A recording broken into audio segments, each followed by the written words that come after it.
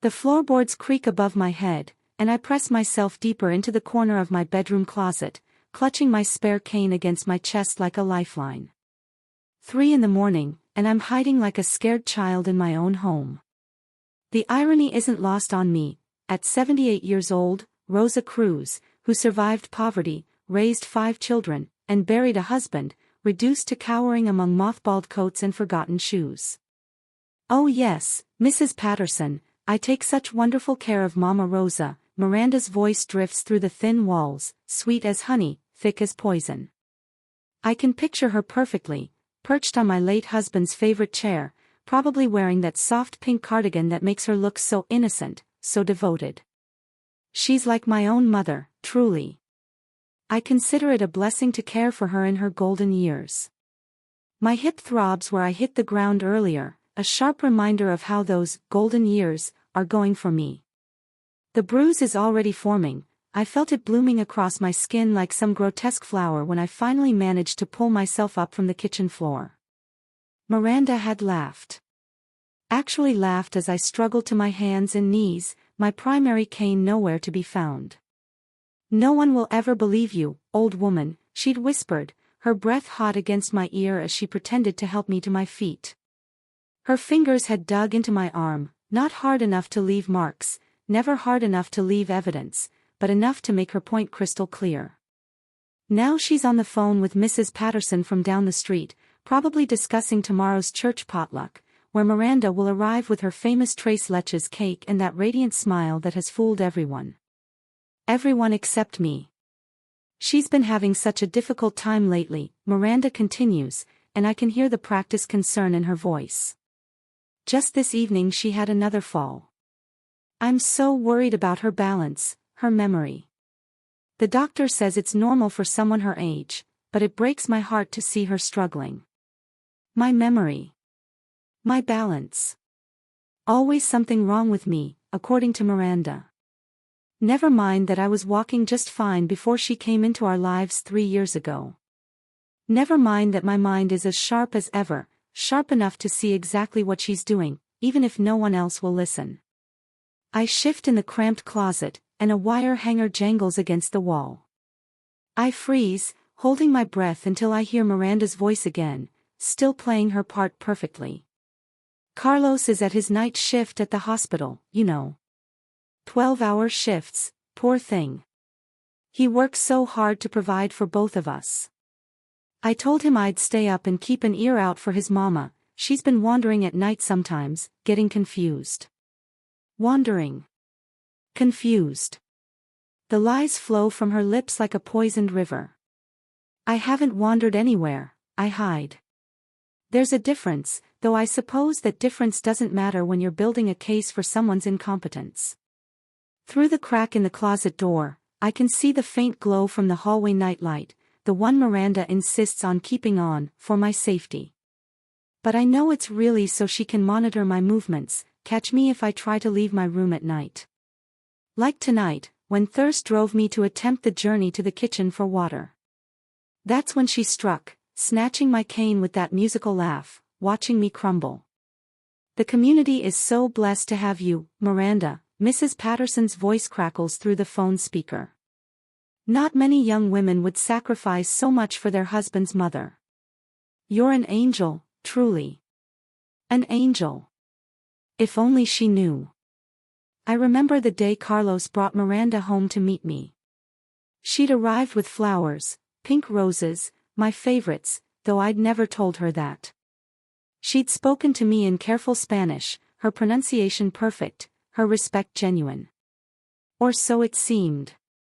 She'd held my hands and called me Mommy, with tears in her beautiful dark eyes, promising to love Carlos and honor our family. The whole neighborhood fell in love with her within months. The young woman who helped me carry my groceries. Who drove me to doctor's appointments with such patience. Who brought me soup when I was sick and sat by my bedside reading to me in both English and Spanish. But I know her now. I know the cold calculation behind those warm brown eyes. I know how her smile never quite reaches them when we're alone. I know the way she measures each cruelty perfectly, never enough to leave lasting damage, always with plausible explanations. "Well, I should let you get some rest," Miranda says into the phone. "I'll see you at church Sunday. I'm bringing my tres leches cake for the potluck. Everyone looks forward to your desserts, dear. And Rosa is so lucky to have you." Lucky. As the conversation ends and footsteps move across the floor above, I close my eyes and grip my hidden cane tighter. Tomorrow, Miranda will be the perfect daughter-in-law again. And I'll be the confused old woman who fell in her own kitchen. But tonight, in this closet, I know the truth. The question is, what am I going to do about it? 3 years ago, I thought God had answered my prayers when Carlos brought Miranda home for Sunday dinner. I can still see her standing in my doorway, nervous and beautiful, clutching a bouquet of pink roses, my Eduardo's favorite flowers, though she couldn't have known that. Her long black hair was pulled back in a neat bun, and she wore a simple blue dress that reminded me of the one I'd worn to my own wedding 53 years earlier. "Mommy," Carlos had said, his face glowing with happiness I hadn't seen since his father died, "I want you to meet Miranda." She'd stepped forward with such grace, taking my weathered hands in her soft ones. "Señora Cruz," she'd said in perfect Spanish, her accent carrying hints of her Salvadoran grandmother, "Carlos has told me so much about you. I've been looking forward to meeting the woman who raised such an incredible man." I'd felt tears spring to my eyes. After years of watching my son work himself ragged, coming home to an empty apartment, eating takeout alone, here was this lovely girl who saw in him what I'd always known was there. When she called me "Mommy" that first day, my heart nearly burst with joy. "She speaks better Spanish than I do," Carlos had laughed, and Miranda had blushed prettily, explaining how her grandmother had insisted the family never forget their roots. She'd asked about my recipes, my garden, my stories of the old country. For the first time since Eduardo's death, our house felt alive again. The wedding 8 months later was everything I'd dreamed of for Carlos. Miranda had insisted on honoring our traditions, the heiress, the lazo, the mantilla I'd worn as a bride. She'd danced with me to Amor Eterno, and promised through happy tears to take care of my son and me both. The whole neighborhood came, and everyone agreed that Carlos had found himself an angel. "You're so blessed, Rosa," my comadre Esperanza had whispered during the reception. "That girl adores you. Look how she makes sure you have everything you need." And it was true, at first. Miranda would arrive with groceries I hadn't asked for, somehow knowing exactly what I was running low on. She'd find me struggling with my garden and appear with gloves and enthusiasm, working beside me in the dirt, asking about each plant as if my knowledge was precious. When my arthritis flared, she'd bring homemade remedies her grandmother had taught her, staying to massage my hands with oils that smelled of home. The neighborhood women envied me openly. If only my daughter-in-law was half as thoughtful, they'd sigh. "Miranda is a treasure." She certainly seemed to be. When I caught a terrible cold that first winter after their marriage, Miranda took a week off work to care for me. She'd arrive each morning with fresh fruit and tea, would sit by my bedside reading aloud from my favorite telenovela magazines, making me laugh with her dramatic interpretations of the ridiculous plots. Carlos would come home to find us giggling like schoolgirls, and his face would light up with such contentment. "I knew you two would be perfect together," he'd say, kissing both our foreheads. At church, Miranda would guide me to our pew with such gentle attention, making sure I was comfortable, adjusting my shawl, bringing me water during long masses. Father Miguel would beam at us, often commenting during his homilies about the beautiful example of family devotion we represented. "In our modern world," he'd say from the pulpit, "we see so much selfishness, so much neglect of our elders. But when I see Miranda with our beloved Rosa, I see the love of Christ in action." The congregation would nod approvingly, and I'd feel Miranda's hand squeeze mine, her smile radiant with humble grace. She never sought attention for her kindness, it seemed to flow from her naturally, this deep well of caring for others. When the grocery store was too crowded for my comfort, Miranda would shop for me, returning with everything on my list plus little extras, the good mangoes I loved but considered too expensive, the special soap that helped my dry skin, the chocolate cookies Eduardo used to bring me for our anniversaries. "You spoil me, Mija," I'd protest, but she'd wave away my concerns. "Family takes care of family, Mommy. Besides, seeing you happy makes Carlos happy, and his happiness is everything to me." Looking back now, I wonder when the performance began. Was it gradual, or was I simply too grateful, too hopeful to see the cracks in her perfect facade? Maybe it was both. Maybe I was so hungry for the daughter I'd never had, so relieved to see Carlos settled and loved, that I ignored the small inconsistencies that should have warned me. Like the way her smile never quite reached her eyes when we were alone. How her helpfulness always came with subtle observations about my failing memory or increasing clumsiness. The way she'd mention my confusion to Carlos with such loving concern, as if documenting my decline rather than genuinely worrying about it. But I didn't see it then. None of us did. We saw only what she wanted us to see, the perfect daughter-in-law, the devoted caregiver, the angel who'd saved our family from loneliness. How could we have known she was studying us, learning our weaknesses, preparing for something far more sinister than love? The change didn't come like a storm, it crept in like smoke under a door, so subtle that by the time I smelled it, the house was already burning. It started 6 months after Carlos and Miranda's wedding, with my morning coffee. I'd been making Café Cubano the same way for 50 years, 3 spoonfuls of sugar stirred into the dark espresso until it formed that perfect golden foam my Eduardo used to kiss off my lips. But suddenly, my coffee tasted wrong, bitter, almost salty. I blamed my taste buds, thought maybe the medication for my blood pressure was affecting things. Then came the stomach troubles. "Oh, Mommy, you look so pale," Miranda would say, her face creased with concern as I clutched my belly after dinner. "Maybe we should cut back on the spicy foods. I know you love your childs, but at your age." I'd eaten the same foods my entire life. My stomach was lined with iron from decades of jalapenos and salsa verde. But suddenly, every meal Miranda prepared left me doubled over in pain, rushing to the bathroom with cramps that felt like my insides were twisting themselves into knots.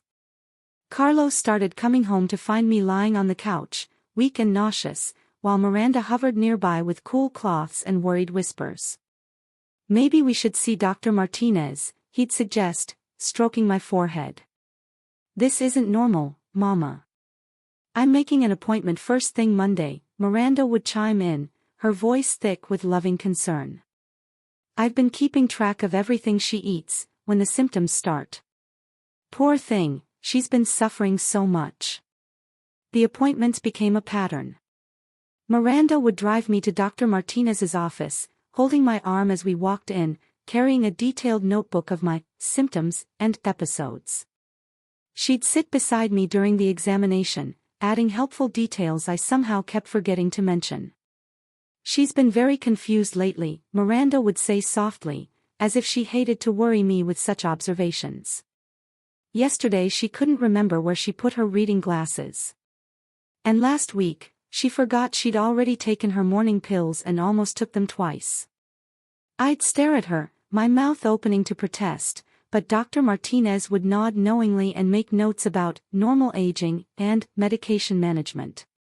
Meanwhile, I'd sit there wondering when I'd supposedly forgotten my glasses, when I'd supposedly nearly double-dosed on my pills. The incidents Miranda described with such worried detail were complete fabrications, but they sounded so reasonable, so concerned, so believable. My medications started disappearing from their weekly pill organizer. "Oh no, Mommy," Miranda would say, finding me searching frantically through my purse. "Did you forget to take your blood pressure medicine again? Here, let me help you look." She'd produce the pills from some unlikely place, the kitchen counter, the bathroom sink, shaking her head with gentle disapproval. "We really need to be more careful, don't we?" But I knew I'd put those pills in their proper compartments. I'd been organizing my medications the same way since Eduardo's heart attack 20 years ago. My system was foolproof, had to be, Eduardo's life had depended on it back then, and mine did now. The breaking point came on a Tuesday morning in October. I was making my usual breakfast, toast with honey, the way my grandmother had taught me.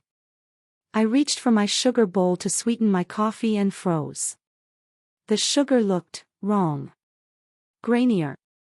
I touched my finger to it and brought it to my lips. Salt. Pure, coarse salt had been poured into my sugar bowl. My heart hammered as I stared at the white granules. This wasn't confusion or forgetfulness. This was deliberate. Someone had replaced my sugar with salt, and there was only one person with access to my kitchen when I wasn't watching. Miranda. I called out, my voice shaking. She appeared in the doorway wearing her soft yellow robe, hair tousled from sleep, looking like innocence itself. Yes, Mommy. What's wrong? I pointed at the sugar bowl with a trembling finger. There's salt in my sugar. Her eyes widened with what looked like genuine surprise. Salt?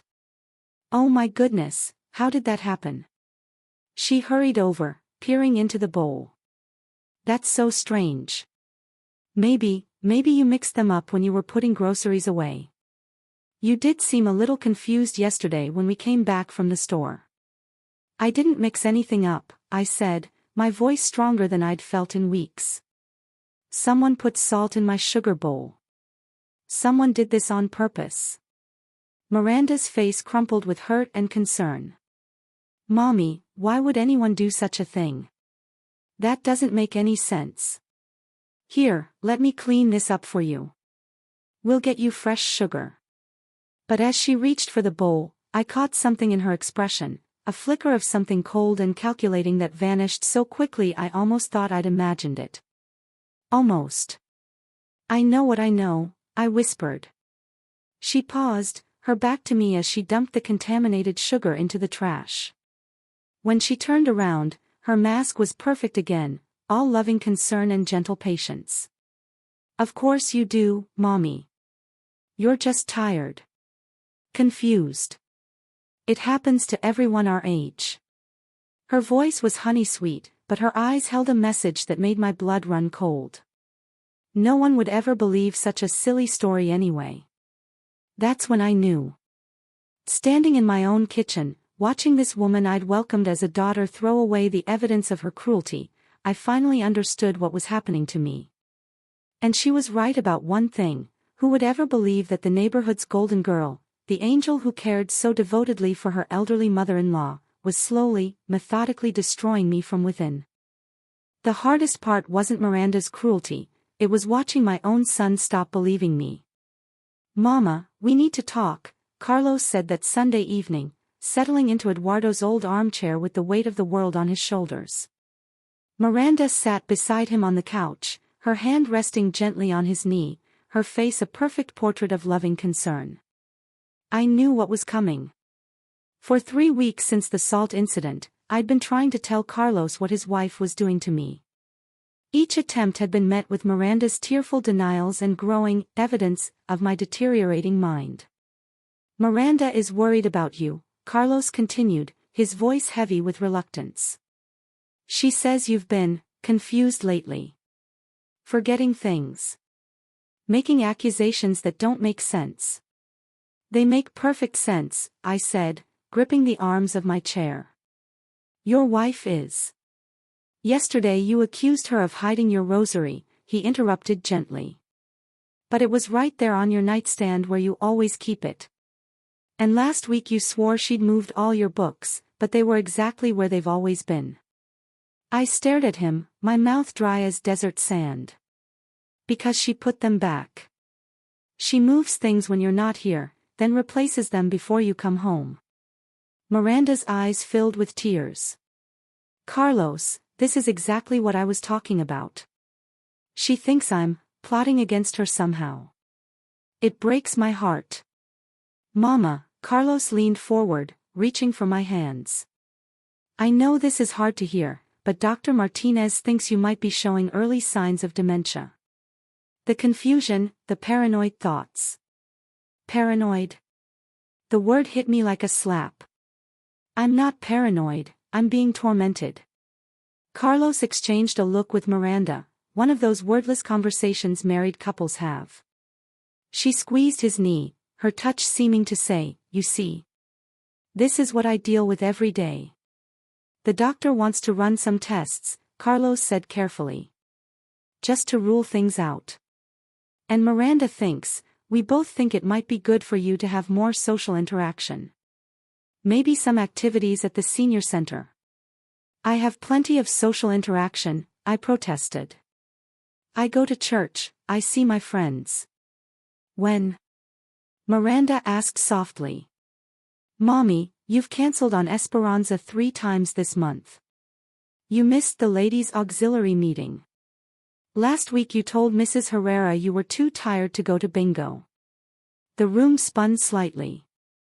I had cancelled those things, but not by choice. Miranda had convinced me each time that I wasn't feeling well, that I seemed confused, that it would be better to rest at home. She'd made the calls herself, explaining to my friends with such loving concern that Mama Rosa is having a difficult day. "You told me to stay home," I whispered.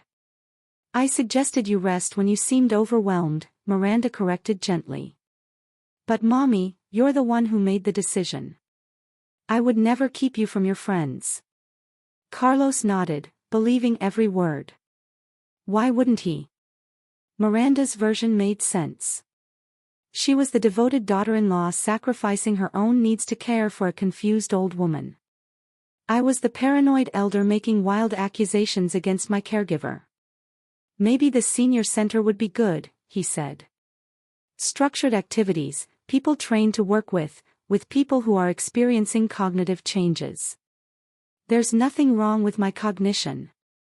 I snapped, but even as the words left my mouth, I wondered if they were true. The constant questioning of my reality, the endless gaslighting, had started to erode my confidence in my own perceptions. What if I was losing my mind? What if the salt really had been a mistake, the moved items figments of my imagination? What if the cold looks I caught from Miranda were just my paranoid brain misinterpreting normal expressions? "I know this is scary, Mama," Carlos said, his voice breaking slightly. "But we're going to get through this together. Miranda and we're here for you. We love you." Miranda nodded, tears streaming down her cheeks. "So much, Mommy. You're like my own mother. Seeing you struggle like this, it's the hardest thing I've ever been through." The performance was flawless. If I hadn't lived through her cruelty, I would have believed it myself. Hell, part of me was starting to believe it anyway. "What about my home?" I asked weakly. "This will always be your home," Carlos assured me. "But the senior center has day programs. You'd come back here every evening. It's not permanent, just support. Structure. Professional help. Professional help." The words hung in the air like a death sentence. Once I was labeled as mentally unstable, once professionals documented my paranoid delusions and cognitive decline, who would ever believe the truth about Miranda? She was brilliant, I had to give her that. She'd systematically isolated me from my support system, documented my symptoms with medical professionals, and convinced my own son that I was losing my mind. Now she was arranging for me to be formally diagnosed with dementia or psychiatric illness. "I need time to think," I said finally. "Of course," Miranda said, rising to come kneel beside my chair. She took my hands in hers, those same soft hands that had once comforted me, now instruments of my destruction. "Take all the time you need, Mommy. We just want what's best for you." Her thumb stroked across my knuckles in what looked like loving comfort, but I felt the subtle pressure she applied to my arthritis-swollen joints, just enough to hurt, not enough to show. That night, lying in my bed listening to Carlos and Miranda's muffled conversation through the walls, I faced the terrible truth: I was completely alone. My son believed his wife over his mother. My friends thought I was becoming confused and antisocial. My doctor saw only the symptoms Miranda had carefully crafted. The woman everyone called an angel had built a perfect cage around me, and the worst part was that she'd convinced everyone else I'd locked myself inside it. But as I stared at the ceiling, feeling more isolated than I'd ever felt in my 78 years, a small flame of defiance flickered in my chest. I might be alone, but I wasn't crazy. And I wasn't giving up. The backyard barbecue was Miranda's idea, of course. "Mommy needs more social interaction," she told Carlos with that worried crease between her eyebrows. "Maybe having the neighbors over will lift her spirits." I should have known it was a trap. Saturday afternoon arrived bright and warm, perfect for outdoor entertaining. Miranda had spent the morning preparing, marinating carne asada, making fresh guacamole, setting up folding tables with cheerful tablecloths. She moved through our yard like a gracious hostess, greeting each neighbor with warm hugs and that radiant smile that had fooled everyone for so long.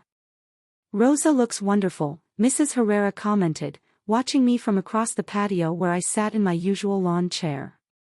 "Miranda takes such good care of her."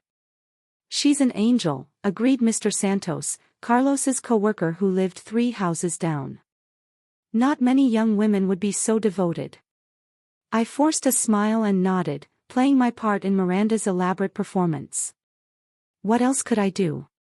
Tell them their beloved angel was systematically destroying me. They'd already heard from Carlos about my confusion and paranoid episodes. Any protest from me would only confirm their beliefs about my deteriorating mental state. Miranda flitted between guests, making sure everyone had drinks, sharing concerned whispers about my health when she thought I couldn't hear. "She's been having such a hard time lately," she'd murmur. "Some days she doesn't even recognize me. It breaks my heart." The lie came so easily to her lips, delivered with such convincing sorrow that even I almost believed it for a moment. As the afternoon wore on, the folding chair began to hurt my back. My hip ached from sitting in one position too long, and I needed to use the bathroom. I gripped the arms of the chair and tried to push myself up, but my arthritic joints protested. The movement was clumsy, uncertain. "Oh, let me help you, Mommy." Miranda appeared at my side instantly, all loving concern. The other guests turned to watch our touching display of family devotion, the perfect daughter-in-law helping her aging mother-in-law. She reached for my cane, which had been leaning against the side of my chair. "Here, take my arm. Careful now." I wrapped my fingers around the familiar worn handle of my cane, the same one Eduardo had bought me 5 years ago when my hip first started giving me trouble. It had been my constant companion, my stability, my independence. I knew its weight, its balance, exactly how much pressure I could put on it. Miranda's hand covered mine on the handle, steadying me as I began to rise. Her other arm came around my waist in what looked like a supportive embrace. To everyone watching, it was a picture of tender care. "There we go," she said softly, her voice carrying that musical quality that had once comforted me. "Take your time, Mommy." I shifted my weight onto the cane, trusting it to hold me as it had thousands of times before. My right foot found solid ground, my left prepared to follow. That's when Miranda's fingers, still wrapped around mine on the cane's handle, gave it a sharp, deliberate yank. The cane slipped away from me just as I committed my full weight to it. For one horrible, suspended moment, I felt myself falling through empty air, my body already too committed to the motion to recover. The world tilted sideways as I crashed down onto the concrete patio, my hip and shoulder taking the full impact. Pain exploded through my body like white lightning. The concrete scraped against my palms as I tried to catch myself, tearing the thin skin and leaving burning abrasions. My hip felt like it had been struck with a hammer, and my shoulder screamed where it had twisted beneath me. But worse than the physical agony was the sound that followed, Miranda's laugh. Quiet, barely audible, but unmistakable. A soft chuckle that lasted no more than a second before she covered it with a gasp of apparent horror. "Oh my God," she cried out, dropping to her knees beside me. "Mommy. Oh no, oh no. I'm so sorry." My hand slipped. The other guests rushed over, their faces etched with shock and concern. Carlos appeared at my side, his face pale with panic. "What happened?" he demanded, already reaching to help me up. "I don't know," Miranda sobbed, her voice breaking with what sounded like genuine anguish. I was helping her stand, and somehow, my hand must have slipped on the cane. "I'm so sorry, I'm so sorry." Mrs. Herrera knelt on my other side, her weathered hands gentle as she examined my scraped palms. "It's okay, Mija," she murmured to Miranda. "These things happen. You can't blame yourself." "But I should have been more careful," Miranda wailed, tears streaming down her cheeks. She trusted me to help her, and I failed her. The performance was masterful. Every sob seemed genuine, every word rang with authentic remorse. If I hadn't heard that laugh, that cruel, satisfied chuckle, I might have believed her myself. "Can you move, Mama?" Carlos asked, his hands hovering over me uncertainly. Should we call an ambulance? I wanted to tell him the truth. Wanted to scream that his wife had done this deliberately, that she'd yanked my cane away and laughed as I fell. But as I looked up at the circle of concerned faces surrounding me, all of them buying Miranda's act completely, I knew it would be pointless. Who would believe that the sobbing young woman berating herself for an accident had actually orchestrated my fall? Who would think that someone so devoted, so heartbroken by my injury, had caused it intentionally? "I'm okay," I whispered, though I wasn't. My hip throbbed with each heartbeat, my shoulder felt like it was on fire, and something deep inside me had broken along with my body. As Carlos and Mr. Santos helped me to my feet, I caught Miranda's eye over their bent heads. Her tears had stopped, and for just an instant, her mask slipped again. Her lips curved in the faintest smile, and her eyes held a look of pure satisfaction. She'd escalated from psychological torture to physical violence, and she'd done it in front of witnesses who would all testify to what a tragic accident it had been. The angel had broken my body, just as she'd been breaking my spirit. And everyone felt sorry for her. The emergency room at St. Mary's Hospital smelled like disinfectant and desperation. I lay on the narrow gurney, my hips screaming with every movement, while Miranda held my hand and played her part to perfection. "The doctor will be right with you, Mrs. Cruz," the nurse said, her voice professionally kind. She glanced at Miranda with obvious approval. "It's wonderful that you have such devoted family to care for you." Miranda squeezed my fingers, and to anyone watching, it looked like comfort. But I felt the deliberate pressure she applied to the scraped knuckles from my fall, making them throb with fresh pain. "She's everything to me," Miranda said softly, her eyes glistening with unshed tears. "I just feel so guilty about what happened. If I'd been more careful." "Accidents happen, honey," the nurse assured her. "Don't blame yourself." When Dr. Reeves arrived, a tired-looking man in his 50s, Miranda transformed into the concerned family historian. She had her phone out, showing him photos from the barbecue, her notebook with detailed observations about my recent changes. "She's been increasingly unsteady these past few months," Miranda explained, her voice heavy with worry. "Confused about where she puts things, forgetting conversations we just had. Today she seemed particularly disoriented." I opened my mouth to protest, but Dr. Reeves was already nodding, making notes on his tablet. "Falls are unfortunately common in elderly patients experiencing cognitive decline," he said, not really to me but about me, as if I weren't lying right there. "Has she seen a neurologist?" "We have an appointment scheduled," Miranda lied smoothly. "Her primary care physician is concerned about early-stage dementia. That's why I try to stay so close to her. I'm terrified she'll get hurt when I'm not watching." The irony was suffocating. She was terrified I'd get hurt when she wasn't watching because she wouldn't be there to cause it herself. Dr. Reeves examined my hip and shoulder, his touch clinical and impersonal. "The X-rays showed deep bruising but no breaks. I was lucky," he said, "things could have been much worse." He prescribed pain medication and physical therapy, then turned his attention to what he clearly saw as the real issue. "Mrs. Cruz," he addressed me directly for the first time, "your daughter-in-law tells me you've been having some confusion lately. Memory problems, difficulty with balance. How are you feeling mentally?" The question was a trap, and we all knew it. If I said I felt fine, I'd be denying obvious evidence that Miranda had carefully documented. If I admitted to feeling confused or anxious, I'd be confirming her narrative about my mental decline. "I feel frustrated," I said finally, choosing my words carefully. "Things have been difficult recently." Dr. Reeves made another note. Frustration and anxiety are common symptoms when patients begin to recognize their cognitive changes. "Mrs. Valdez," he turned to Miranda, "you mentioned concerns about safety."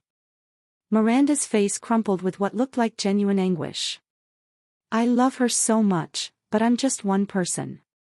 I work full-time, and Carlos works nights at the hospital. There are hours when she's alone, and after today."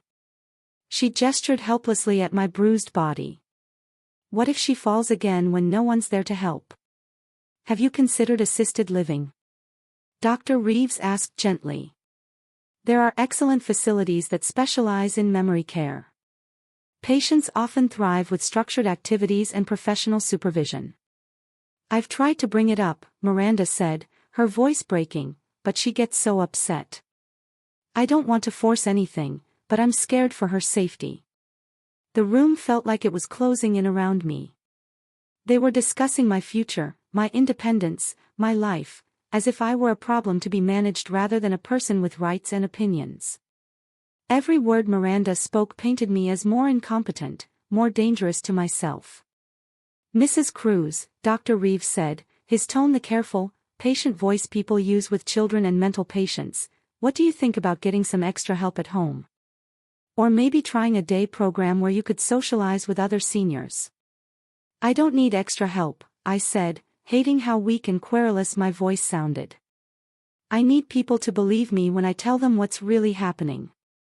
Dr. Reeves and Miranda exchanged a look, the same kind of meaningful glance Carlos had shared with his wife that terrible Sunday evening. It said everything, poor confused old woman, lost in paranoid delusions. "What do you think is really happening, Mrs. Cruz?" Dr. Reeves asked in that maddeningly gentle tone. I looked at Miranda, sitting there with her perfectly concerned expression, her hands still holding mine in what appeared to be loving support. If I told the truth, that she had deliberately caused my fall, that she'd been systematically abusing me for months, I would sound exactly like the paranoid elderly woman they already believed me to be. "Nothing," I whispered, defeated. "Never mind." Dr. Reeves nodded as if this response confirmed everything he'd suspected. Sometimes when we're feeling confused or frightened, our minds can play tricks on us. It's nothing to be ashamed of, Mrs. Cruz. It's very common.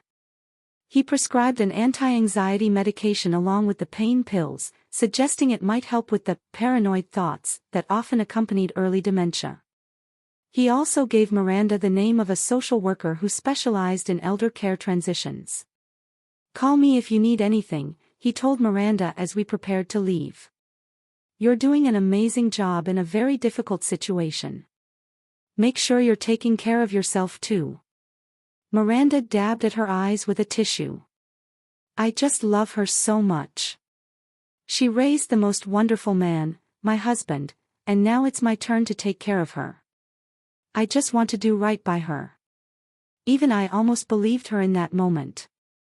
The conviction in her voice, the tears, the way she looked at me with what seemed like genuine affection, if I hadn't lived through her cruelty, I would have thought she was a saint. As Carlos wheeled me out to the car, I caught Miranda's reflection in the hospital's glass doors. When she thought no one was looking, her face was completely calm, almost satisfied. She'd gotten everything she wanted from this visit: medical documentation of my mental instability, professional recommendations for my removal from the home, and even more sympathy for herself as the long-suffering caregiver. The ride home was quiet except for Miranda's occasional sniffles and Carlos's worried sighs. I closed my eyes and pretended to sleep, but inside, I was calculating. She'd won this battle, turned even my injury into ammunition against me. But something had crystallized in that sterile hospital room, listening to them discuss my fate as if I were already dead. I might be hurt, and I might be alone, but I wasn't finished fighting. The angel had made one mistake: she'd underestimated the woman she was trying to destroy. The first week of bed rest was a descent into hell.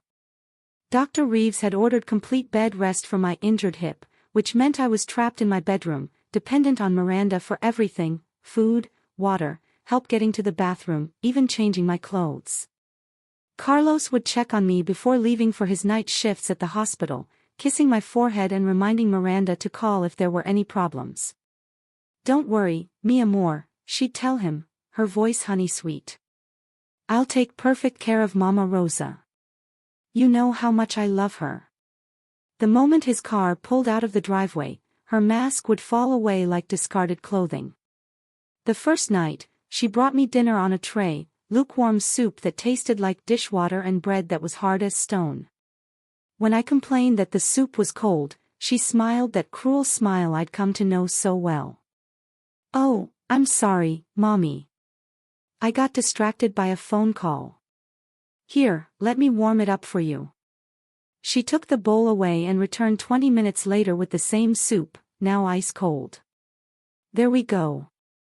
Much better." I stared at the congealing liquid, my stomach cramping with hunger. "This is still cold. Is it?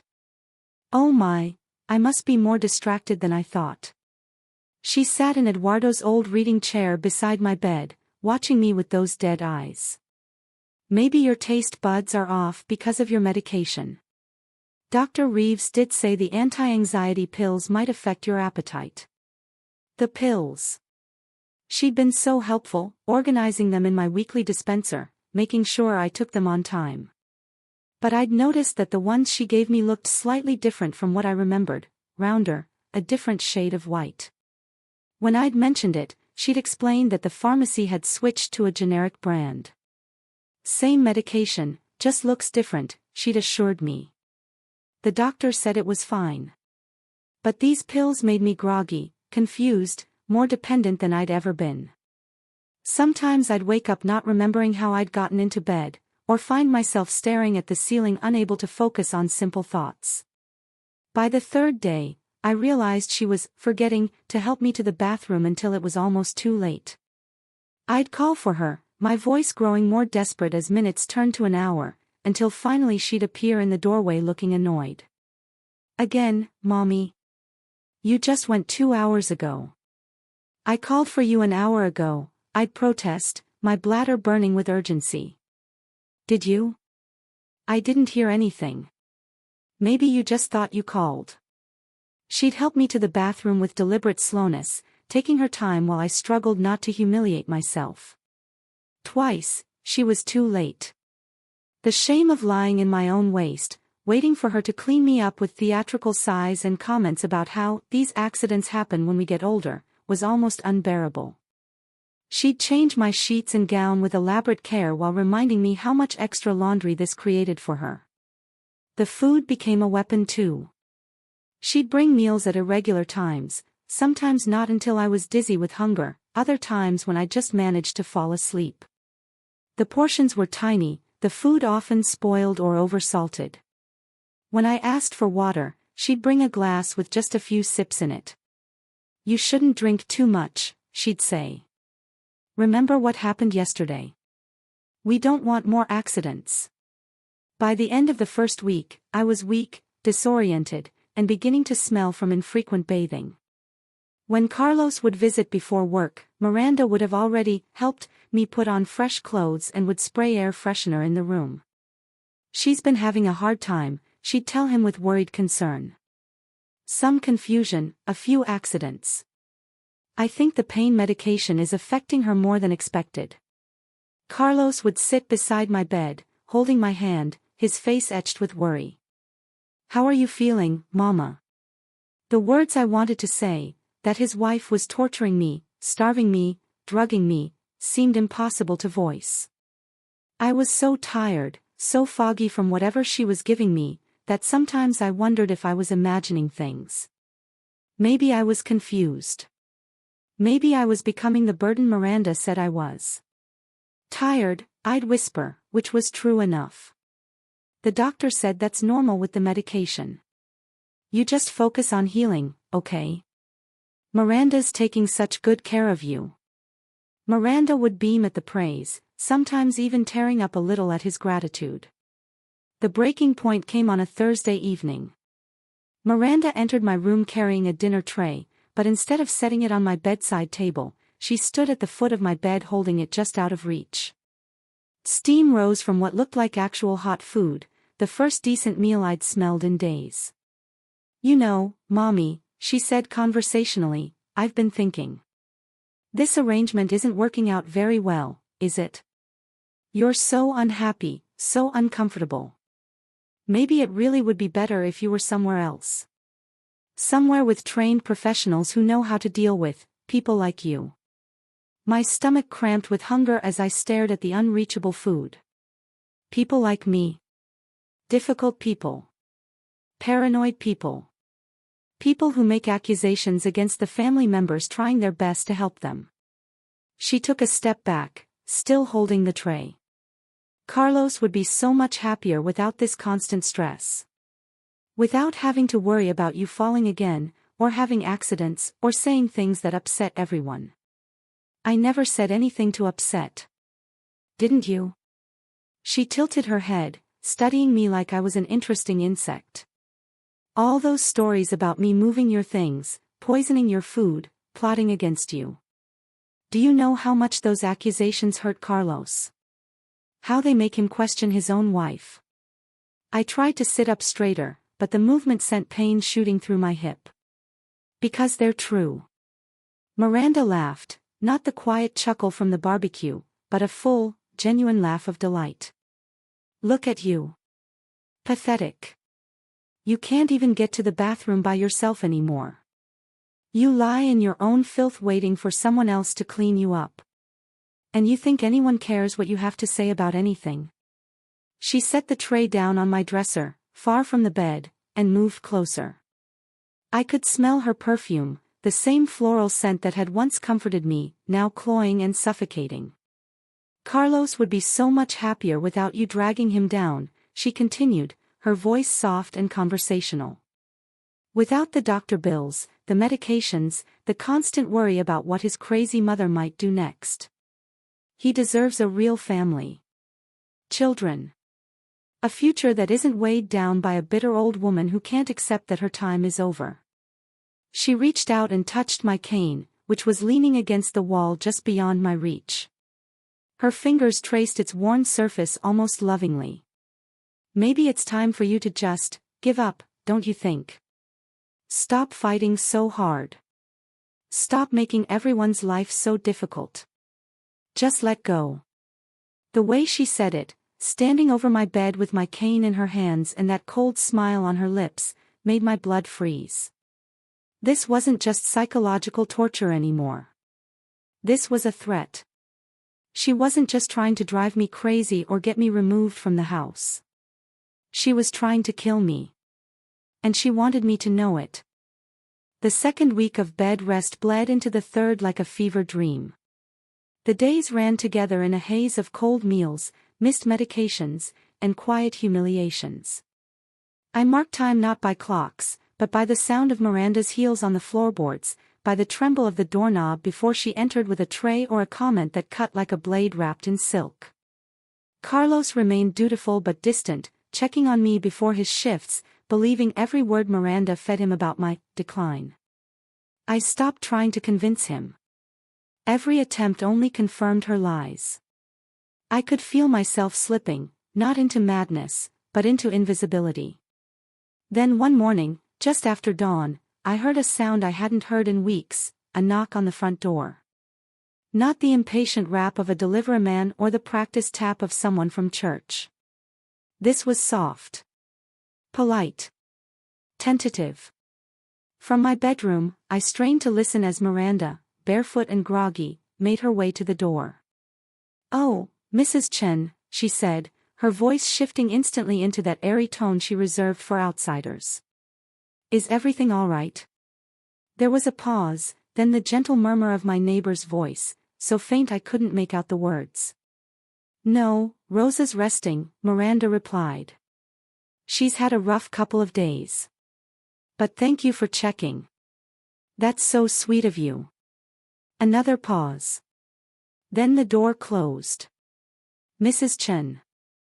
I hadn't seen her in weeks. We used to share tea on Sunday afternoons, trading stories of our grandchildren and fussing over each other's garden plots. She'd been like a sister during my loneliest seasons, and now her absence stung like a silent accusation. Had Miranda told her I was too confused to visit? Had she spun stories of forgetfulness and withdrawal? That afternoon, after Miranda left me with a dry sandwich and a single pain pill, I found the strength to shuffle to the window. I pulled the curtain back just an inch. Across the street, Mrs. Chen stood by her garden, pruning her roses. She looked up suddenly, as if sensing me, and our eyes met. It was only for a moment, but in that brief exchange, something passed between us. A recognition. A question. A flicker of worry. She didn't smile. She didn't wave. But she didn't look away, either. The next day, when Carlos stopped by with takeout containers and a worried look, I asked about her. "Mrs. Chen," he said, startled. "She's fine, I think." "Why?" "I haven't seen her in a while." He shrugged. "Maybe she's giving you space. You've been going through a lot, Mama." That night, after Miranda brought me another bitter cup of tea that made my eyelids feel like bricks, I waited until she was asleep. It took everything I had, but I crept to the window again, heart pounding with each step. I opened the curtain and saw it, just as I'd hoped. Mrs. Chen was sitting on her porch, facing our house. In her lap was a notebook. In her hand, a pen. She looked up and nodded once, slowly. Then she held up the notebook for just a second. Too quick to read. But long enough to understand. She knew. The following morning, Miranda was unusually chipper. "Carlos mentioned you'd asked about the neighbor," she said, setting down my breakfast tray. "I hope you're not worrying about things outside the house. You need rest." I said nothing. But inside, a new heat was stirring. It had been so long since I felt anything other than dread or exhaustion that the sensation startled me. It wasn't quite hope, not yet, but it was something close. The sense that I wasn't entirely alone anymore. 2 nights later, there was another knock. Again, Miranda intercepted it. Again, Mrs. Chen's voice floated faintly into the hall.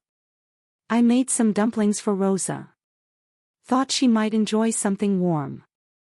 Miranda's reply was syrupy. "That's so kind, but she's sleeping again.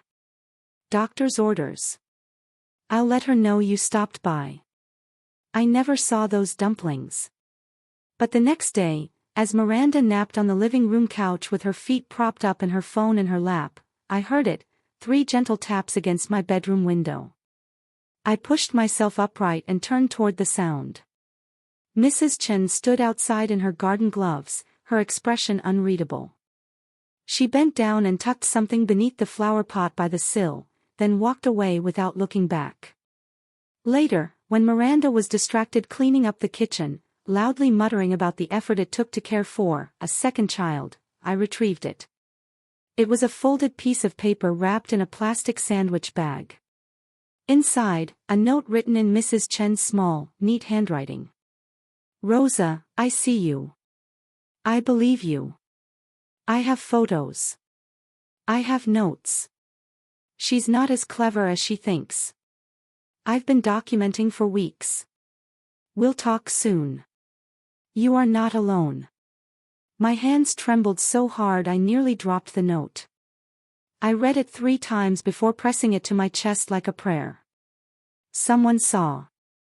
Someone believed me. Someone had been watching when I thought the world had closed its eyes. I wanted to cry, but the tears wouldn't come. Instead, a quiet strength took their place. I smoothed the paper and hid it beneath the loose floorboard under my bed, where Miranda would never think to look. That night, as Miranda stood over me, smug and satisfied, twirling my cane in her hand and humming a tune I once loved, I stared at her and said nothing. She thought she still had all the power. She didn't know that across the street, an old woman with a notebook and a camera had been quietly collecting the pieces of my shattered truth. She didn't know I had an ally. And soon, she wouldn't know what hit her. From the moment I read Mrs. Chen's note, something inside me shifted. The fog Miranda had wrapped around me, through pills, hunger, humiliation, began to thin. I started taking mental snapshots of everything, the way she placed my pills on a napkin without letting me see the packaging, the way she always brought me water already poured, never from a sealed bottle. Every little cruelty, every too sweet apology, every offhand comment to Carlos about my confusion, they all fit together now like sharp pieces of a puzzle I could finally see clearly. I began to perform the role Miranda had assigned me more convincingly than ever. I leaned into the fog, pretending to forget conversations, misplacing my glasses, once deliberately dropping them behind the radiator and letting her find them with a triumphant smirk. If she believed I was unraveling, she'd lower her guard. She did. Meanwhile, Mrs. Chen and I developed a quiet system. She started wearing a red scarf whenever she had something new to pass along. A signal. When Miranda was out, I would limp to the window and retrieve the envelope or note tucked beneath the flower pot. Photos. Time-stamped entries. A few printed screenshots from neighborhood Facebook groups showing Miranda bragging about her full-time caregiving. Mrs. Chen had even recorded short videos through her window, no audio, but crystal-clear images of Miranda rolling her eyes behind my back, shoving my cane aside when she thought no one was looking. It wasn't enough for court, not yet. But it was a start. We needed more. Clearer. Inside the house. Do you think you could get a recording device? I wrote to Mrs. Chen in one of my replies, using the back of a church flyer and a trembling hand. 3 days later, tucked beneath the flower pot, was a small camera the size of my thumb and a folded instruction sheet written in English and Chinese. I hid it beneath my mattress until the next time Miranda left the house to run errands. She was gone exactly 54 minutes. That's how long I had to set it up. I chose the hallway near the kitchen, high on a shelf, nestled between two picture frames. It had a clear view of the doorway, my chair, and the cabinet where Miranda stored my medications. My hands shook as I fixed the camera in place and activated the motion sensor setting, just like the instructions said. When Miranda returned, I was back in bed, groggy from the real medication I'd finally located and hidden under my pillow. She never suspected a thing. Over the next week, I managed to set up 2 more cameras. One inside the living room clock, facing the couch where she made phone calls. The other, a tiny audio recorder, in the base of the lamp beside my bed. I had to work slowly, always when she was out or distracted. But with each piece in place, I felt stronger. Not just hopeful, but anchored. I wasn't invisible anymore. I was watching. The footage we captured was damning. There she was, dumping my pills into her palm, replacing 2 of them with different ones from her pocket. There she was standing by the front door, whispering into her phone, "She's so far gone now, it's honestly pathetic. Carlos still thinks she's just tired." I could probably convince him she set the curtains on fire and he'd believe me. There she was rolling her eyes while I struggled to stand, then kicking my cane just slightly out of reach before swooping in to help. And the worst, an entire minute of her standing over my sleeping body, leaning close to my face, muttering, "You're nothing. You're going to die here and everyone will thank me for making it easy." Mrs. Chen and I reviewed the files together one morning while Miranda was at a dental appointment. She brought over her tablet in a tote bag, her hands trembling as she navigated through the folders. "This is enough," she whispered, after we watched the hallway video showing Miranda replacing my medications. This is real. No one can deny this. I felt a strange sensation bloom in my chest, something like grief and triumph braided together. Proof was a heavy thing. It didn't erase what had been done to me. It didn't undo the bruises, the hunger, the despair. But it meant that the truth no longer lived only in my body. It could be seen. It could be shared. Still, I didn't rush. Miranda was clever. We had to be meticulous. Mrs. Chen began organizing the files into a timeline, adding her own eyewitness statements, printed screenshots, and date-stamped entries. I continued collecting my own journal entries, handwritten notes I stored beneath the mattress, recording everything from the time of my meals to Miranda's exact words when she thought I was too drugged to remember. I also started pushing back in subtle ways, asking questions that caught her off guard. Did you say the pills were from Walgreens or CVS? I'd ask, blinking innocently. Walgreens, Mommy. I told you that. No, I think you said CVS yesterday. She'd smile tightly. Your memory's getting worse. That's why you're confused. But I wasn't confused. I was baiting her. Each exchange became a chess move. I let her win small victories so she wouldn't see the trap closing. I let her believe I was still weak, compliant, fading. And through it all, I kept my recordings safe. Mrs. Chen taught me how to transfer them to a cloud drive she set up in both our names. I didn't understand most of it, but she assured me, even if something happened to me, the evidence would not disappear. I'll make sure people see it, she said one afternoon, her hand resting over mine. Even if she finds the devices. Even if they try to discredit you. I'll make sure your voice is heard. I nodded, the weight of her words settling into my bones like something sacred. The day of the confrontation was approaching. We had everything we needed. All that was left was to choose the moment to strike. The day we chose wasn't random, it was carefully orchestrated, planned down to the hour and the seating arrangement. Carlos's birthday landed on a Sunday that year, and Miranda, ever the devoted wife and hostess, insisted on organizing a small family dinner at our house.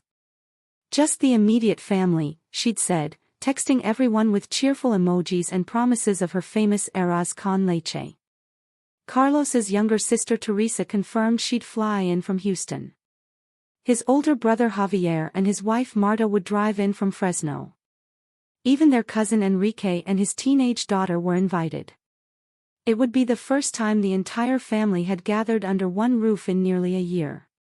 Miranda was thrilled, so sure of her role as the golden daughter-in-law, so certain that Rosa Cruz, the silent matriarch tucked in bed most days, would once again play her part as the sweet, confused old woman in the corner.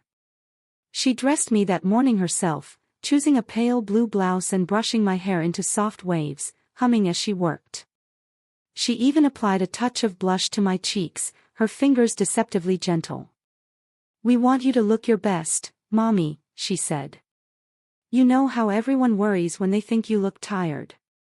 I said nothing, only nodded as she patted my shoulder and stepped back to admire her handiwork. Inside, my hands were shaking, but not from fear. From the unbearable anticipation of what was coming. Mrs. Chen had slipped in through the side entrance 20 minutes earlier, her steps quiet, her eyes alert. She wore a simple beige blouse and dark slacks, blending easily into the background. The moment Miranda went upstairs to freshen up before the guests arrived, Mrs. Chen helped me out of bed and into the living room where the family would gather. I sat in Eduardo's old recliner, a small envelope tucked beneath the cushion, my cane balanced carefully beside me. By 6 o'clock, the house was filled with chatter and the scent of spices. The table was set. Wine glasses clinked. Carlos beamed as he hugged his siblings, pride and exhaustion etched into the lines beneath his eyes. He looked older than I remembered, but softer, too, a little heavier in the chest. Life had worn him down in ways I hadn't fully noticed until that moment. I watched him greet his family with open arms and imagined what it would do to him to learn the truth tonight. Miranda floated through the room like a queen hosting court, offering appetizers and cooing at Enrique's daughter's new haircut. She made a show of fixing my shawl and bringing me a glass of water, touching my shoulder just long enough for everyone to notice. "She's been doing so much better lately," she told Teresa. "We found a routine that works." "Thanks to you," Teresa replied warmly. "You're honestly a saint, Miranda." "Saint?" I clenched my teeth behind a smile and waited. At exactly 6:45, Mrs. Chen stood from her place at the far end of the dining table and cleared her throat. "Before we eat," she said calmly, "there's something Rosa and I would like to share. It won't take long, but it is important." Miranda blinked, clearly thrown off by the sudden shift. "Oh? What's this about?" she asked, her voice a little too bright. "Please," Mrs. Chen continued, reaching into her canvas tote bag, "just give us a few minutes. You all deserve to know." Carlos turned toward me, concern flickering in his eyes. "Mama, is this okay with you?" I met his gaze and nodded slowly. "Yes, Mijo. It's time." Mrs. Chen moved to the TV and plugged in a small USB drive. The screen came to life, displaying the familiar hallway of our house, but filmed from a new angle. The camera I'd hidden near the kitchen showed Miranda standing by the medicine cabinet, palms full of pills, switching one bottle for another. There was a stunned silence. Then another clip. Miranda alone in the living room, mimicking my voice in a mocking falsetto, laughing quietly to herself. Then footage of her knocking my cane just out of reach as I tried to rise from my chair. A soft chuckle escaped her lips before she plastered on the mask of concern and rushed to help. Still, no one spoke. Then came the audio recording. Miranda's voice, low and venomous, murmuring by my bedside, "Carlos would be so much happier without you dragging him down. Maybe it's time for you to just give up." The silence that followed was thick as wet cement. Carlos stood slowly, as if the floor beneath him had vanished. "What is this?" he asked, his voice cracking. "Miranda, what?" I don't know what this is," she stammered, pale now. "This is taken out of context. She's been manipulating you. That old woman." Mrs. Chen cut her off. "This is your voice. Your face. There is no manipulation. I've documented this for weeks. I saw it with my own eyes. So did my camera." Miranda looked to Carlos, then to his siblings, but no one came to her defense. Her hands trembled as she backed away from the TV. "I took care of her," she snapped. "I gave up everything to care for your mother. She's lucky I didn't walk out." "You hurt her," Carlos said, his voice hollow now. "You drugged her. You lied to me." Miranda's mouth opened and closed, searching for an escape that no longer existed. "You laughed when she fell," Teresa whispered. Javier stood from his chair, fists clenched. "Get out. Right now. Before I throw you out myself." Miranda's mask finally cracked. "Fine," she hissed. "Rot in this house together, then. You all think you're better than me. You have no idea what it's like, what I gave up." She turned on her heel and stormed out, slamming the door behind her. No one moved.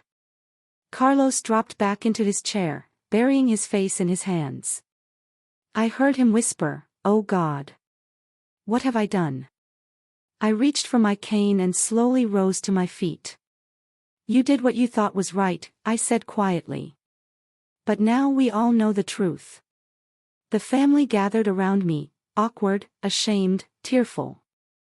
Marta hugged me first, then Teresa, then even Enrique's teenage daughter wrapped her arms around my waist and whispered, "I'm so sorry."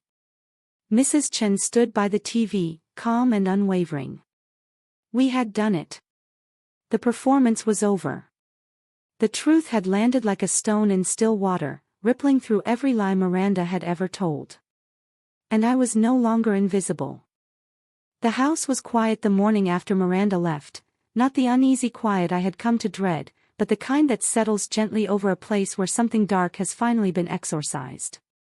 I sat in Eduardo's old recliner, the same place I had once shrunk into to avoid Miranda's gaze, only now the room felt different. Lighter. Warmer, even. The shadows still clung to the corners, but they no longer felt like prison bars. They felt like echoes of something finished. Carlos hadn't slept. I could see it in the way his eyes refused to focus, in the way he kept pacing from the front window to the hallway, muttering to himself in disbelief. How did I not see it? He kept whispering. How did I let this happen? I didn't have an answer that would ease his guilt, so I didn't offer one. He would have to walk that road himself, just as I had walked mine. Later that day, Mrs. Chen came over with a flash drive and a small stack of papers, printouts of the timeline she'd kept, copies of the recordings, annotated summaries. She sat beside me at the kitchen table while Carlos hovered behind her, still dazed. "You're ready?" she asked, meeting my eyes. I nodded. Yes. No more hiding. We brought everything to Officer Delgado at the local precinct. I had known him for years. He used to attend church with his mother and had once helped Carlos fix a flat tire in front of the parish hall. When we walked into the station, he recognized me immediately and came out from behind the desk. "Mrs. Cruz. Everything all right?" Mrs. Chen handed him the folder. "No," I said calmly. "But it's going to be." We spent over 2 hours in that small office. Delgado reviewed the footage, his face growing tighter with each clip. When he heard the audio of Miranda whispering by my bedside, he paused the file and set down his pen. "Jesus," he muttered.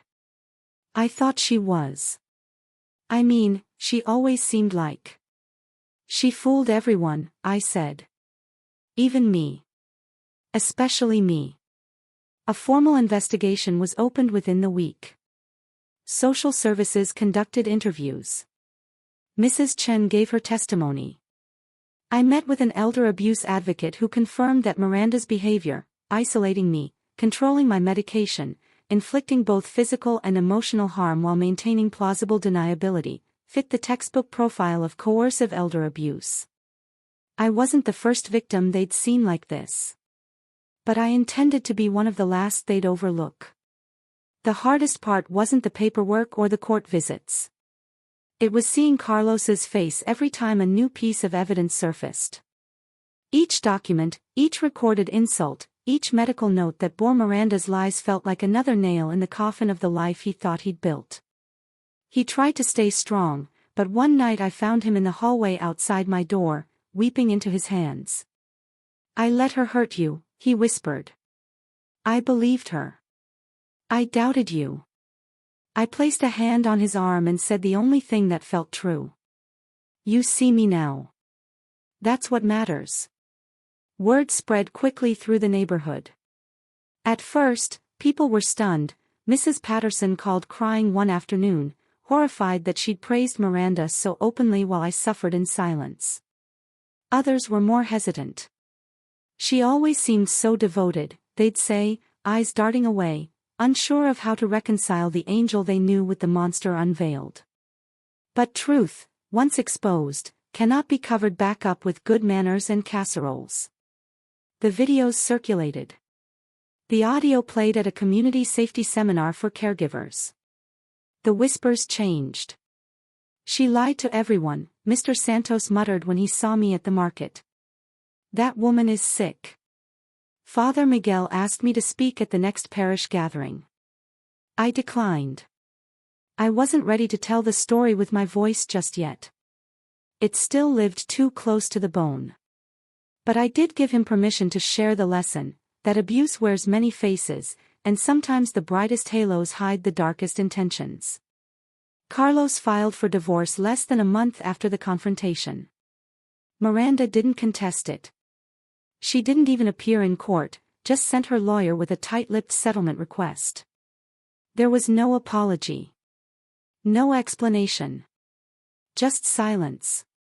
Her employer, an administrative position at a nonprofit that worked with seniors, terminated her within days of seeing the footage. Her community awards were revoked. The local paper ran a quiet retraction on a glowing profile they had published the year before. None of it made me feel triumphant. The justice I'd longed for came heavy with grief. I had wanted to be believed, not pitted. I had wanted freedom, not the hollow vindication of watching someone else's life implode. But I reminded myself, she made those choices.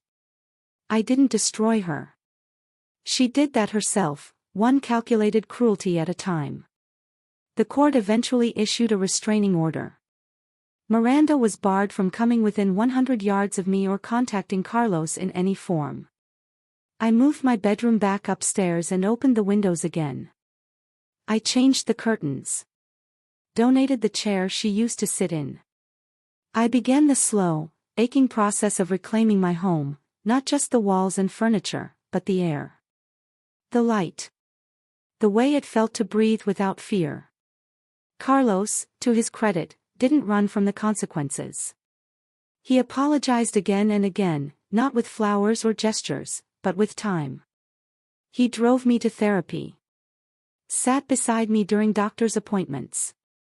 Started cooking dinner on his nights off, asking me to teach him Eduardo's favorite recipes. He listened. Not just to my words, but to the pauses between them. The long silences that still lingered after months of safety. "Thank you for still letting me be your son," he said once, voice low and ashamed. "You were always my son," I said. "You just forgot how to look for the truth." He nodded. "I'm learning now." Some days, the memories sneak back, the hallway falls, the hunger, the way Miranda's fingers would press just a little too hard on my bruised skin while calling me mommy. But now, when the memories come, I don't cower. I sit with them. I breathe through them. And then I let them go. Justice came. But it didn't fix everything. It only opened the door to healing. Healing didn't come all at once. It didn't arrive with the court order or the moment Miranda's name was removed from the mailbox. It came in pieces, slow, faltering, sometimes so quiet I didn't realize it was happening until I caught myself humming again while slicing an onion or reaching for the good sugar without bracing for it to be salt. After everything that had been taken from me, dignity, trust, even my appetite for joy, I thought recovery would be like a sunrise. But it wasn't. It was more like moss growing between cracked pavement, subtle, stubborn, soft. The bruises on my hip faded first.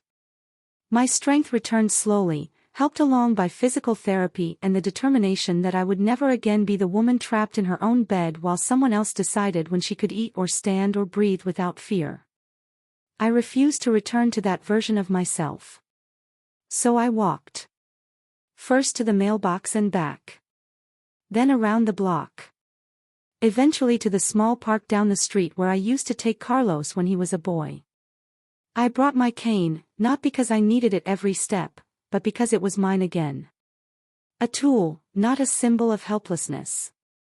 Its smooth grip reminded me that I had endured, and endured meant I was still here. Carlos insisted on staying with me for a while, even after Miranda was gone. He moved into the guest room, cooked more meals than I expected, and set reminders on his phone for my medication, even though I had reclaimed that task myself. He didn't hover. Not anymore. He asked before he did anything. He respected my routines. Slowly, we started to laugh again, tentatively at first. One afternoon he made a terrible attempt at arroz con pollo and we both burst out laughing so hard I had to sit down. The sound startled me, it had been so long since I'd heard my own laughter not tinged with irony or pain. That small moment felt like a gate cracking open. Therapy helped, too. Not right away, I was skeptical, defensive. I didn't want to sit across from a stranger and relive every wound. But the woman they paired me with, Dr. Beltran, had kind eyes and didn't push. She let the silence stretch when it needed to. She never said, "You're lucky it wasn't worse," or, "At least it's over now." Instead, she said, "That must have felt like being erased," and I cried in a way I hadn't cried in years. Not from fear or rage, but from finally being understood. In those sessions, I began to untangle the deeper damage Miranda had done. Not just the bruises or the lies, but the way she'd stolen my sense of reality. The constant gaslighting, the careful sabotage, it had made me question my own memories, my own worth. That was the part one struggled with most. Not the fall, not the pills, but how close I came to believing I deserved it. "You survived something invisible," Dr. Beltran said. "That doesn't make it any less violent." I started attending a weekly support group for older adults recovering from caregiver abuse. I didn't speak at first, just listened. There were others like me, women and men who had raised children, built lives, only to find themselves manipulated, diminished, silenced. Some had lost homes, others had lost the ability to trust even their own family. And yet they showed up, week after week, sharing stories with voices that trembled but didn't break. I saw my reflection in them, and in time, I began to speak, too. When I told the group about the day Miranda took my cane and laughed, a hush fell over the room. No one gasped. No one dismissed it. They understood the cruelty of it, how it wasn't just a fall, but a statement: "I have power. You do not." But in telling the story aloud, I reclaimed something Miranda had tried to steal: my voice. Mrs. Chen became a constant presence in my life, more than just a neighbor now. She came over for coffee in the mornings, helped me start a small herb garden in the windowsill, and taught me how to video call her grandson. We laughed together, mourned together, sometimes just sat in silence with the comfort of shared experience. She began talking about organizing a neighborhood forum on elder rights and abuse awareness, and I surprised both of us by offering to help. Not with speeches, not yet, but with planning, outreach, calling the parish hall. I found that doing something, even something small, gave the pain a place to go. Carlos continued to carry his guilt like a coat he wasn't ready to take off. But I no longer tried to rush his healing. It had taken me years to understand what had happened to me. He deserved the same time. What mattered most was that he listened now. Really listened. And when he said, "I believe you," he meant it with his whole chest, not just his mouth. One Sunday, during Mass, Father Miguel approached me after communion and placed a hand on my shoulder. "Your strength humbles me, Rosa," he said. "If you ever want to speak to the congregation, just to tell them what silence can look like, I'll make space." I didn't answer right away. But that night, I wrote my story down in my journal. Not just the abuse, but everything: Eduardo's gentle love, the day Carlos was born, the first time Miranda made me laugh. The full truth. Because my life didn't begin and end with the pain. I had chapters before her. I'd have chapters after. And when I looked at myself in the mirror, shoulders straighter, hair pinned neatly back, cane resting proudly at my side, I didn't see a victim. I saw a woman who had returned to herself. 2 years have passed since the night Miranda's mask shattered in front of the family. Some days it still feels like I'm waking up from a long, awful dream. Other days, it feels like my old life, those years under her roof, under her thumb, never really ended, just folded itself into who I am now. Trauma is like that. It doesn't pack its bags and leave once the abuser is gone. It lingers, shapeless and stubborn, showing up in the way I still flinch at loud voices or triple-check the lock on the front door at night. But healing has its own quiet persistence. It grows like moss in the cracks, soft, slow, and almost invisible until one day you realize you're breathing easier. I live in a senior living community now. It's not what I imagined for myself, but then again, I never imagined most of what happened. The place is clean and cheerful, with wide windows and flower beds that bloom even in winter. My apartment is modest, just a bedroom, a sitting room, and a tiny kitchen, but it's mine. No one monitors my calls. No one takes away my glasses or hides my books. My toothbrush is always where I left it. I can close the door and know it will stay closed unless I choose to open it. Carlos visits every Sunday. Sometimes he brings pastries from the panaderia we used to go to when he was a boy. Sometimes he just brings himself, quiet and willing to listen. He never tries to explain away what happened anymore. He understands that apologies are not cures, but bridges. We've rebuilt slowly, not as mother and child stuck in roles of guilt and forgiveness, but as two people learning to trust each other again. He even volunteers now, speaks on panels about elder abuse, shares our story in hospitals and care facilities, always ending with the same sentence, "I didn't see it, but now I never look away." Mrs. Chen is still my closest friend. We started a community group together called Eyes Open, a support network for seniors and neighbors who want to prevent exactly what happened to me from happening to someone else. We meet once a month at the parish hall. We don't just share stories, we teach others how to recognize the signs. We talk about gaslighting, control disguised as kindness, the subtle violence of silence. It's hard. It's heavy. But every time someone says, "I thought I was the only one," we remember why we keep going. My cane still rests beside my bed every night, just like it did during those long months of manipulation and fear. But now, when I reach for it each morning, it doesn't feel like a reminder of what I lost. It feels like a badge of survival. A symbol not of fragility, but of endurance. The cane Miranda tried to steal, my balance, my movement, my will, still holds me steady. And I hold it by choice. Last month, a young woman named Gabriella joined our support circle. Her grandmother had recently passed away in what the hospital called natural decline, but Gabriella had questions. She described a live-in caregiver who wouldn't let her grandmother speak privately on the phone, who rationed meals and dismissed concerns as senility. She was shaking as she talked, her voice small but determined. After the meeting, she lingered behind while others packed up chairs. "You said once that real angels don't need to break others to feel powerful," she said quietly. "My mom always said her caregiver was an angel. But I think she made my abuela disappear long before she died." I placed a hand on her arm. "Then let's make sure she's not invisible anymore." I never set out to be anyone's example.